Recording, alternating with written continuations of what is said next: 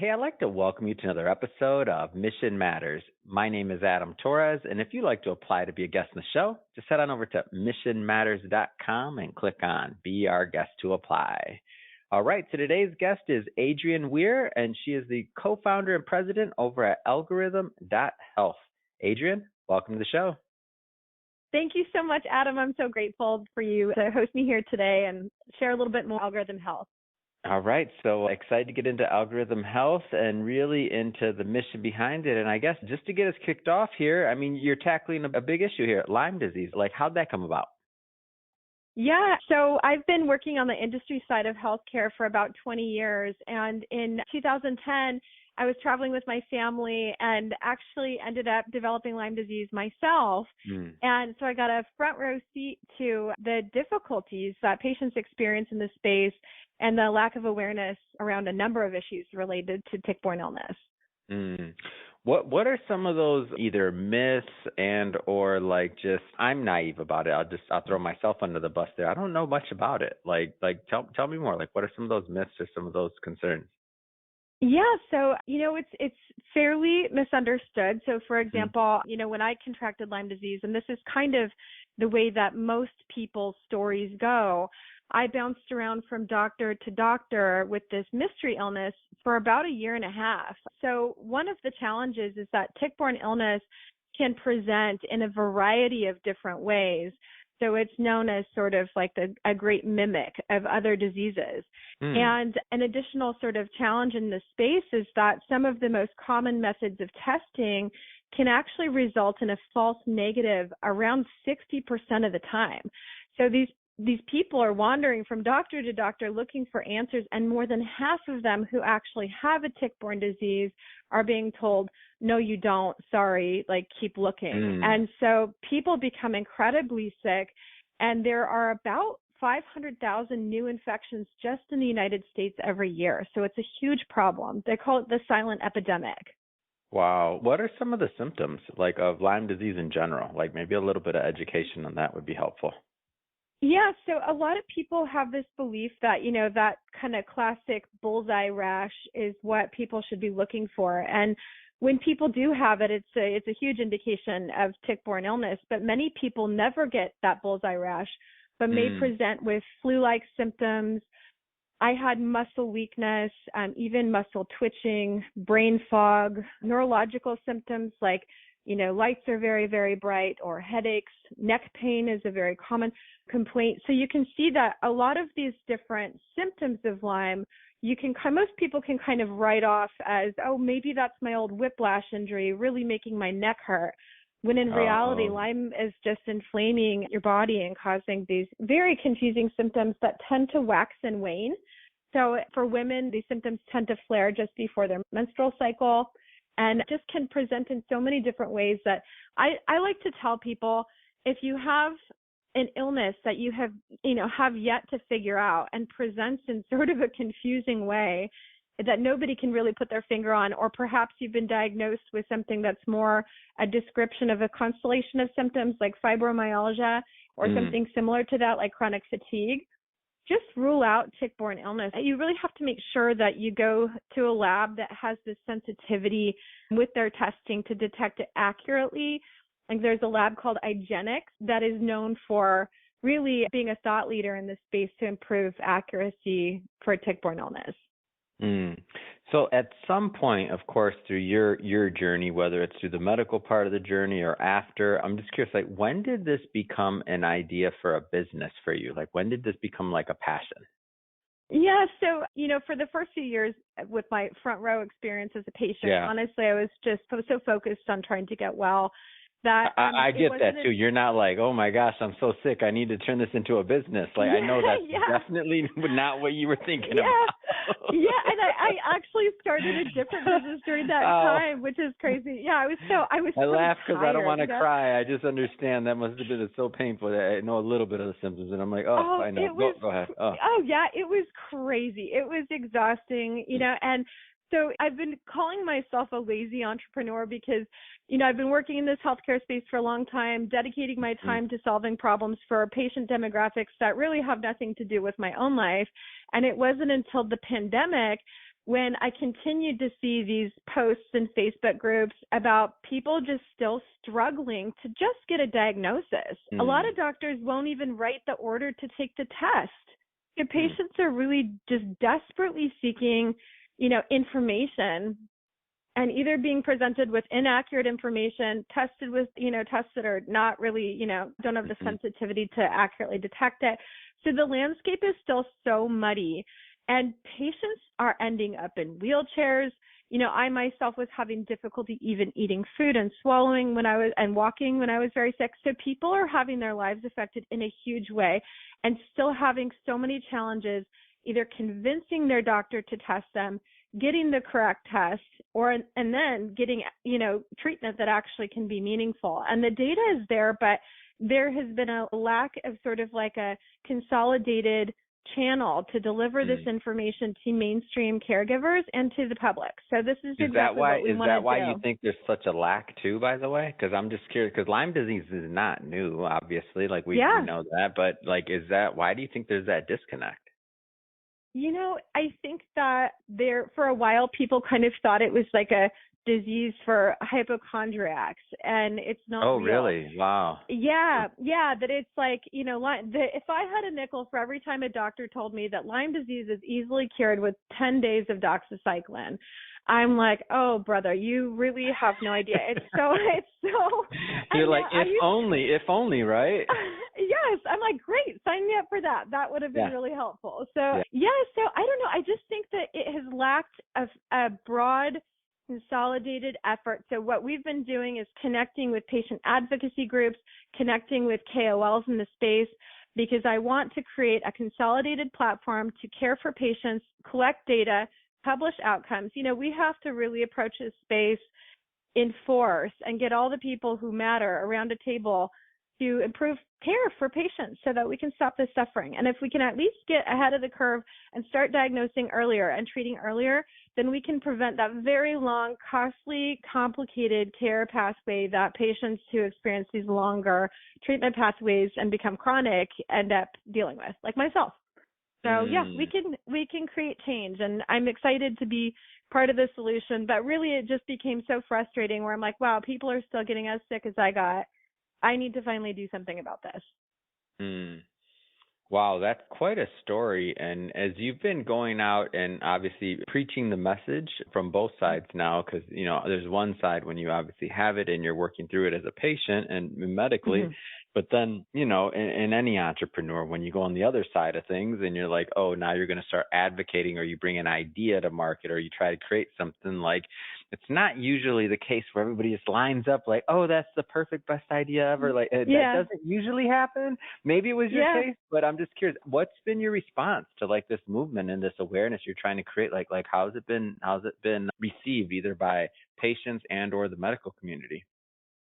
It has been so rewarding. It's just been wild.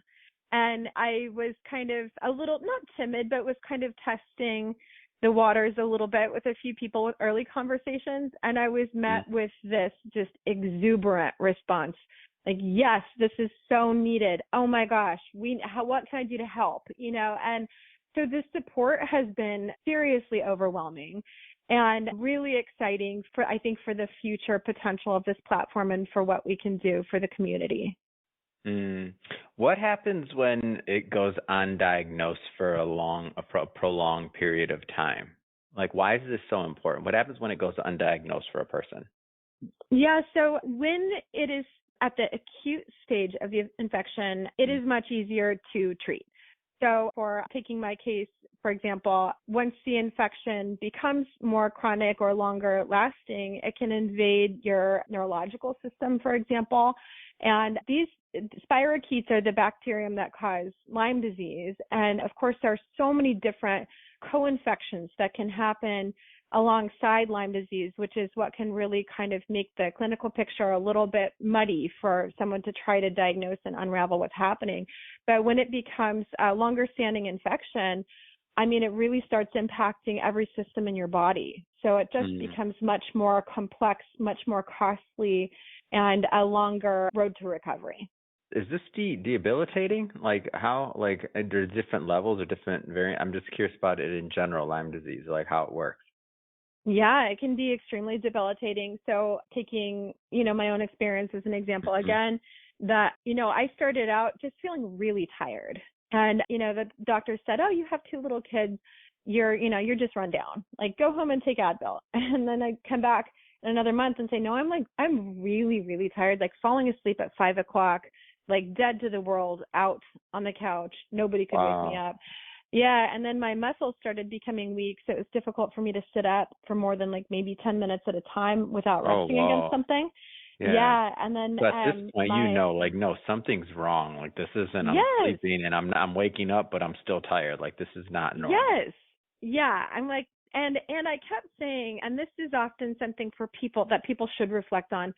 I kept saying, "Hey doc, last year I got really, really sick where I had 7 days in bed. I had a terrible migraine. I had weird neck pain that I didn't really associate with anything, nothing around that made sense to me. Could that have something to do with this?" And they kept saying, "No, no, it's probably a virus. You probably have post-viral syndrome." And I'm like, "Well, that was like a year ago. Can we do like a little testing and find out, like, how do we quantify that?" Mm. So it is just, if somebody's just been searching and searching for answers and becoming debilitated or have symptoms that wax and wane or that nobody can really make sense of, Lyme is a great place to start to just, begin crossing things off that list to understand what's going on. Mm. What's your plans for continuing to grow Algorithm.health and rolling this out to the masses? Like, what's your plan to continue to grow? Tell us the vision. We're all entrepreneurs here. Tell us the vision. Yeah, so the vision is to sort of like my mantra is to mainstream Lyme disease. So our plan for our initial launch is to roll out in 5 states with improved access to accurate and timely testing for Lyme and tick-borne illness. And subsequent to that, we're really focused on serving the nation. So right now, our goals are coalition building, so bringing together patient advocacy groups and healthcare systems, KOLs. We want everyone around the table that, wants to contribute to moving the needle for tick-borne illness. And Mm. we will very soon be launching a crowdfunding campaign. Mm. And so, how does this look? Like, how are people going to be able to participate in the crowdfunding or otherwise? Like, tell us a little bit about how that's going to roll out. Yeah, so we'll have a link on our website with information about, what value is offered for an investment in Algorithm Health. And it's an exclusively telemedicine-based platform, so we can reach patients in their Mm. homes across the nation, and partnering with KOL clinicians in the space that have been at the front lines of battling Lyme and tick-borne illness for many years. So we'll share more information about that on our website at Hmm. algorithm.health. Yeah, that's amazing. And you mentioned that in the past you'd worked in the healthcare side of things too, or advocating. Like, what kind of things had you done then? Yeah, so I've spent about the last 20 years working in neonatal nutrition, Mm. developing new clinical level nutrition for critically ill preterm infants and improving outcomes in terms of preventing sepsis and reducing rates of infection for preemies. So the Wow. space I'm most familiar with is the NICU, and now I'm kind of changing my Hmm. focus a little bit to try and make a difference for my own community. Wow. And so, were you? I know you mentioned having other business. Were you always an entrepreneur? Like, where'd you get that? So Were you? my Was it when my you were mo- young? Like, how'd you get the entrepreneur? Yeah, I come from a family of scientists and entrepreneurs, and I actually Wow. started out working in the fashion industry. And my mom asked me if I could help her out at a little startup she was working on, and that was Mm. about 25 years ago. And yeah, I haven't looked back since. I just realized I have a real passion for solving problems. I'm just Yeah. stubborn that way, and I really like sort of being that kind of the company evangelist. Like, let's all get excited to help other people and solve this in a way that helps Hmm. us too, produces great outcomes for the company as well. Yeah, and it takes that kind of person. Like, it's so weird, just like in entrepreneurship, how we have these zigs and zags. And you said you started in fashion, and now from Yeah. fashion to now helping individuals with tick-borne illness. Like, what a life, right? Like, in finding different ways to add value to the market, right? Yeah, and I was really intimidated, as you can imagine, making that leap from I was a wholesale merchandiser, so I did import and domestic manufacturing, and Hmm. then making the leap to being a product manager in neonatal nutrition and going on into biotech. And I Hold on, really those are directly related. No. exactly. Yeah, I was so intimidated, and then I really realized that if you, gosh, I almost used the word algorithm. That's too punny, right? I'm like, if you have the algorithm down to make a product, you can really apply that knowledge across different sectors. But I Hmm. did have that unfair advantage of my whole family coming from science and research, and I almost completed my degree in biological anthropology and took a hard left into fashion, which was weird Hmm. but fun. Well, it's interesting. So to me, because I see if you have that scientific background in terms of the family, the entrepreneur side for the family, then are they pretty excited about this, like this idea and this concept, and like because this must have tore them up to see you go through all this. Obviously, like that must have been Yeah, horrible for them to watch you go through yeah. this, and for now them to see you kind of pivot to now help others with this, so that other people don't have to go through that. Like that's super meaningful. Yeah, I just felt like it had to be done, and definitely it kind of rocked the whole family when I was going through all this stuff. And the wild thing, it's so I like to this is a weird kind of a quote, but it's like the silver lining of basically a silent epidemic is there are now so many research dollars Mm. dedicated to this space. Lyme has touched so many lives. I find it really the exception now to speak to somebody who doesn't know anyone affected by Lyme. It's just Mm. so widespread that it's time. And so, yeah, the family's excited. My husband's really happy. He was basically my caregiver when I was so sick. Mm. So we feel really good about, turning our efforts towards this really substantial unmet need. Amazing. Adrian, if somebody's listening to this and they want to learn more and they want to connect, how do they do that? So they can go to our website. It's algorithm.health. We have another sort of program focused website called limescreen.com. So either site will give you information about our work and our crowdfunding campaign. Wonderful. And we'll put all that information, by the way, for the audience in the show notes. And Adrian, first off, it's been great having you on the show. I mean, I learned so much today about Lyme disease, also about the how it goes undiagnosed many times, and and also the company that you created to help combat that. So I think it's an amazing thing, and I'm happy to bring it to my audience. And speaking of the audience, if this is your first time with us and you haven't hit that subscribe button, hey, hit that subscribe button. This is a daily show. Each and every day I'm bringing you new episodes, new entrepreneurs, new stories. I don't want you to miss a thing. Adrian, again, thank you so much for coming on the show. It's really been a pleasure. Thank you, Adam.